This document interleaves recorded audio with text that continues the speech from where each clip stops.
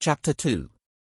Mohsen sat, as usual every morning, at the kitchen table in the house he lives in, safe from the bitter cold on the way, enjoying the tapping of the rain on the window pane. It was as if children were playing small drums, and he had placed an Egyptian castor hat on his head. He opened the book, The Republic, by the philosopher Plato in front of him, and he held a knife with which he started peeling an onion. And between now and then he turned to a 4-year-old child playing in one of the corners, imitating a fake sword that he was playing with. Children, pointing a small tin cannon at imaginary German enemies. The child was babbling and shouting, directing the speech, sometimes to his enemies, and sometimes to his old grandmother, standing in front of the fire, preparing broth from beef, distracted by him and what he was saying. Finally, she turned to him and asked him, "Aren't you hungry, Janu?" "Yes. I am fighting the bush." His grandmother said excitedly, "Yes. The bush killer, Jano. And do not leave any of them on the face of the earth." Mohsen raised his head in surprise at this word, and said, "Bush? Who are the bush?" The old woman smiled and said, "They are the Germans. We, the French people, call them by this name." Jano shouted, "Yes, they are the Germans, my grandmother. Why are they called bush?"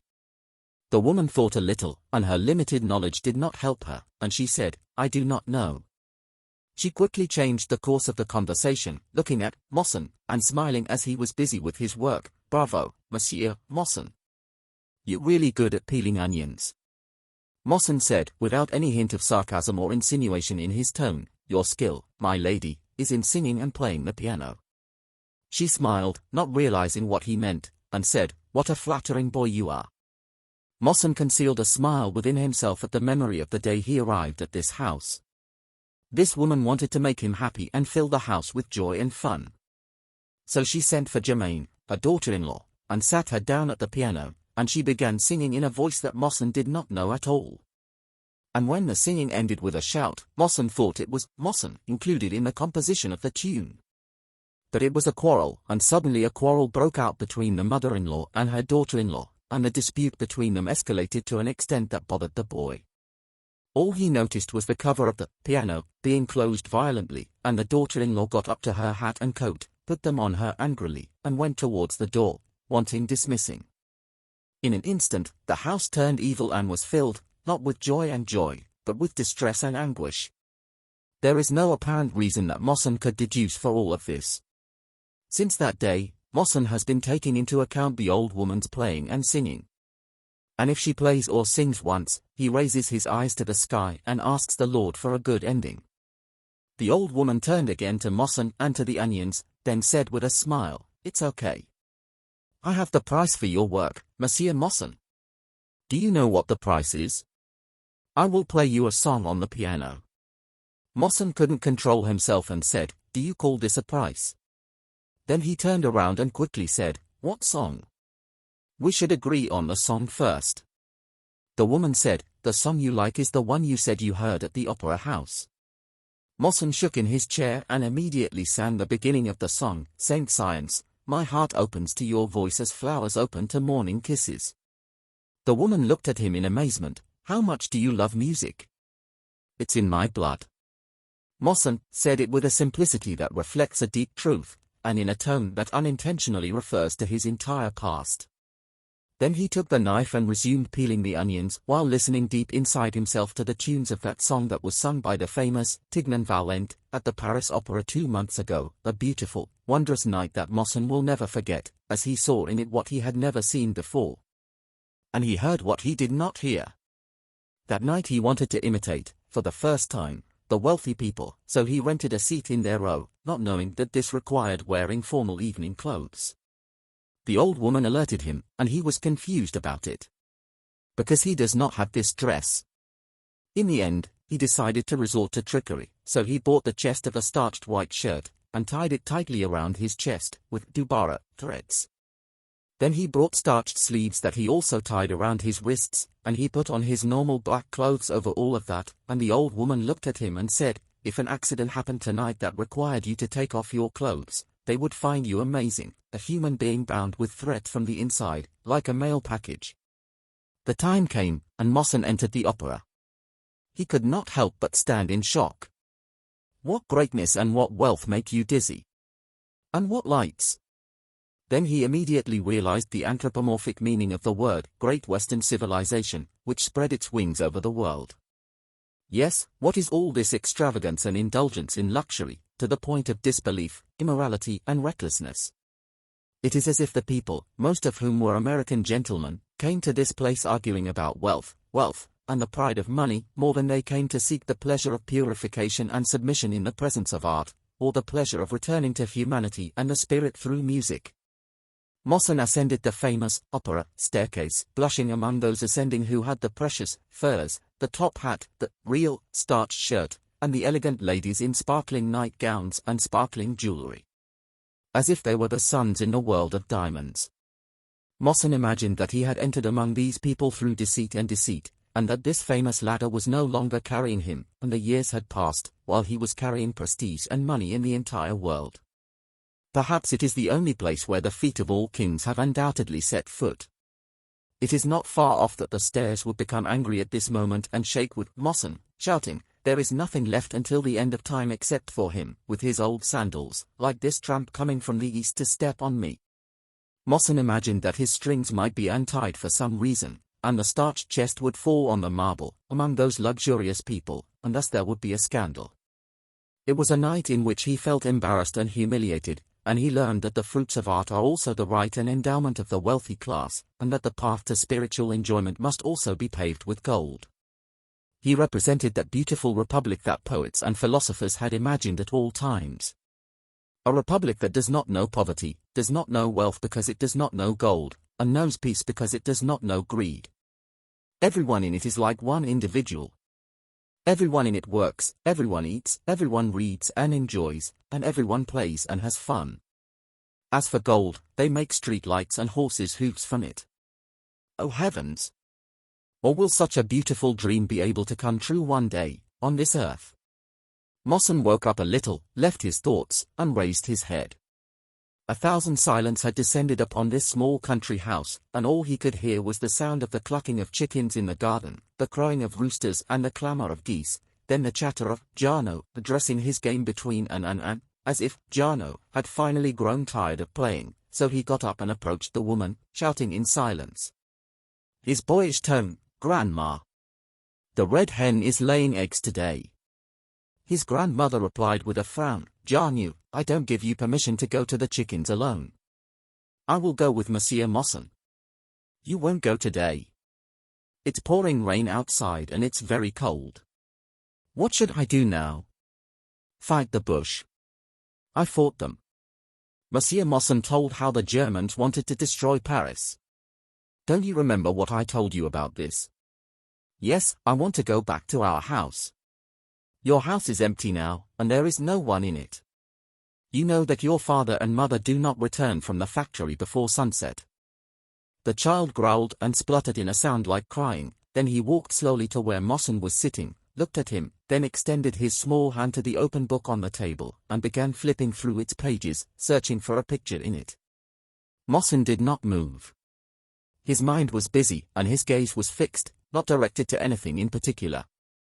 Rather, he was wondering deep within himself, aren't there mothers in all of France who teach their children to hate Germans? And who knows? Perhaps all German women also teach their children to hate the French. Let the reasons be whatever they are. By what right can a mother raise her child with enmity and hatred? But he, too, had been brought up to hate the English. He would never forget the pale image of his father when he entered the house, one evening, disturbed, affected. Mohsen could hear the advisor through the door opening addressing his husband, saying, "Either give up the job, or give up my conscience as a judge, the livelihood is under threat." Mohsen was practical and alert, and she sensed an uprising. Her nature was changeable and contradictory. She is brave, yet you see her as fearful. She is merciful and cruel. Strong and weak. She loves greatness to the extreme, but greatness that does not cost its owner a great deal, and which it does not require sacrifice, which does not threaten life, nor even livelihood. She understood the meaning of resonant words such as conscience, wisdom, courage. As soon as she learned that her husband's conscience, the judge, was a plaything, she did not hesitate to raise her thoughts, forgetting at this moment what the loss of position would entail, so she announced her opinion to her husband, saying, "The judge's conscience and honor are before everything else." She knew everything that was going on about this matter. People were talking about a case on appeal. Whispers were circulating everywhere. The case is one of the English plots against the director of one of the Delta provinces, whom they accused of arrogance. The director was the son of one of the wealthy families in Upper Egypt. He received his education at Oxford, lived for a long time in England, and loved it as much as he loved his country. Rather, he loved everything English. He came to his country and sent his clothes twice a month to England to be washed and ironed. Then one day he was appointed director of one of the governorates of Lower Egypt, and there he discovered for the first time the true face of the English. The gentleman he had known in England was not a lovable and honorable man. He has become another being with a character that contradicts his English counterpart in his country. He is the ruler who imposes his authority and issues his orders to the most important Egyptian figures. It is a normal matter for the director, who is a senior official, to receive any English employee who passes through the governorate. This manager, a friend of the English, was not ignorant of this insulting tradition, but what he was ignorant of was that the occupying Englishman did not acknowledge his friendship with the Egyptian. His dictionary only contained the words master and slave. The director had decided to resign, and when the Englishmen learned of this, they framed him with a charge. They unjustly accused him of torturing some of the defendants in a case to obtain confessions from them, and this is an illegal act in the laws of humanity and civil laws. It was an operation that appeared to be mercy, but its essence was revenge against a person they wanted to humiliate. In the name of humanity, they attacked their enemies and put them on trial. This was the method of the English that they mastered. And, in fact, our director was ignorant of all this measure. The perpetrators are acquitted, the innocent become perpetrators, and in all of this they are not without means. Abu Mohsen was charged with pronouncing the ruling in this case. After he investigated the case well, saw the fabricated wounds on the bodies of the injured, and learned their reality, they feared that this would not be conclusive evidence, so they brought him someone who confided in his ear and said to him, "Your judgment must be indebted to the director, otherwise." The judge knew for certain that the director was innocent, as did public opinion. The promises came after the threat, in the hope that they would be useful. They hinted at granting him ranks and medals on the day after the ruling. What could he do? Therefore, Mohsen's mother overcame her inclinations and nature and said to her husband, "Judge according to your conscience, my dear, and let it be as it will be." The judge ruled acquittal, but this did not prevent the assailants from finding a legal text that helped them transfer the case to another judge who would cooperate with them in convicting the director, who after that case became a leader of the Egyptian revolution. Mohsen woke up from his thoughts and memories. The smell of delicious barbecue spread throughout the place, so he looked up and saw a woman taking a leg of beef out of the oven. She began to spread it with butter while saying, "They will come this evening at 7 o'clock for dinner." "Jano," interrupted her, shouting in joy, "is Giselle coming too, grandmother?" The woman smiled and turned to Mohsen with a wink. "Of course, Giselle will attend with her parents." The child's face beamed, and he began chattering like a parrot, and Mohsen smiled, remembering the early days of childhood. It was 1 o'clock in the nearby Courbevoie factories, so the woman hurried to the dining hall and started preparing the lunch table. A key was heard creaking in the outer door. Then an old man appeared in the house. Janini could barely hear the sound of his shoes and coughing before he ran towards him and shouted, "Grandpa, civilized region, my grandfather came." The man entered the kitchen, spread an umbrella in his hand that was soaked by the rain, and extended his hands to the fire, while he was talking to his husband about livelihood matters in phrases interrupted by a violent cough.